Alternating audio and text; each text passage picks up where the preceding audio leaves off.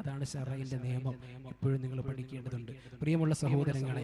അപ്പോൾ കടന്നു വരാൻ പോകുന്നത് അറഫയുടെ നോമ്പാണ്. നമുക്ക് എപ്പോഴും പിടിക്കാൻ പറ്റിയ നോമ്പ് അറഫയുടെ റാഹത്തായിട്ട് എപ്പോഴും നമ്മൾ പിടിക്കുന്നതാണ് അറഫയുടെ നോമ്പ്. ഈ പ്രാവശ്യം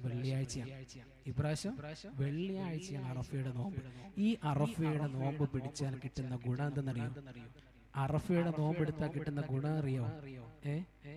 അറഫയുടെ നോമ്പ് പിടിച്ചാൽ കിട്ടുന്ന ഗുണം എന്തെന്നറിയോ? ഹബീബായ തങ്ങൾ പറയുകയാണ്, യുകഫിറു സനതൽ മാദിയ വൽ ബാഖിയ.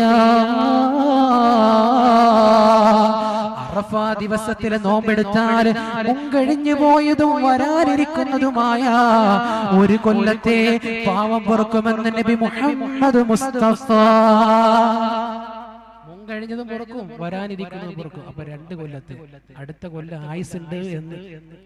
എന്താ അടുത്ത കൊല്ലം ആയുസ് ഉണ്ടെന്നല്ല എന്റെ അർത്ഥം, വരാനിരിക്കുന്ന വർഷം എന്ന് പറഞ്ഞാൽ. അപ്പൊ എല്ലാവരും എന്ത് ചെയ്യുക? ആ സുന്നത്ത് നോമ്പെടുക്കാൻ വേണ്ടിയിട്ട് നിങ്ങൾ തയ്യാറാകണം.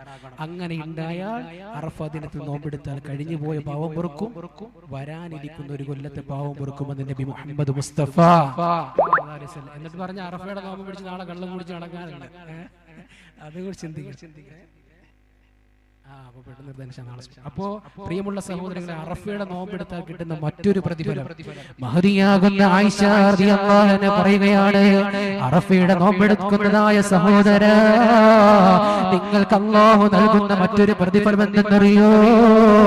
നിങ്ങൾ നോമ്പ് മുറിക്കുന്ന സമയത്തുണ്ടല്ലോ, നിങ്ങൾ നോമ്പ് മുറിക്കുന്ന സമയത്ത് കുടിക്കുന്ന വെള്ളമുണ്ടല്ലോ, ആ കുടിക്കുന്ന വെള്ളത്തിന് വരെ ആ ഇറങ്ങുന്ന സമയത്ത് നിങ്ങളുടെ ശരീരത്തുണ്ടായിരുന്ന എല്ലാ ഞരമ്പുകളും നിങ്ങൾക്ക് വേണ്ടിയിട്ട് പൊറുക്കലിനെ തേടുമെന്ന് നബി മുഹമ്മദ് മുസ്തഫ സല്ലല്ലാഹു അലൈഹി വസല്ലമ തങ്ങൾ പറയുകയാണ്, അറഫ നോമ്പെടുത്തിട്ട് നോമ്പ് മുറിക്കുമ്പോൾ കുടിക്കുന്ന വെള്ളമുണ്ടല്ലോ, ആ വെള്ളം കുടിക്കുമ്പോ നിങ്ങളുടെ ശരീരത്തിലുള്ള എല്ലാ ഞരമ്പുകളും നിങ്ങൾക്ക് വേണ്ടി ദുആ ചെയ്യുന്നതാ. അല്ലാഹുവേ, ഈ നോമ്പെടുക്കാൻ നീ തൗഫീഖ് നൽകണേ അല്ലാഹ്, തൗഫീഖ് നൽകണേ അല്ലാഹ്. എല്ലാ പ്രയാസങ്ങളും നീ മാറ്റി ഞങ്ങൾക്ക് പരിപൂർണ ആരോഗ്യം നൽകണേ അല്ലാഹ്.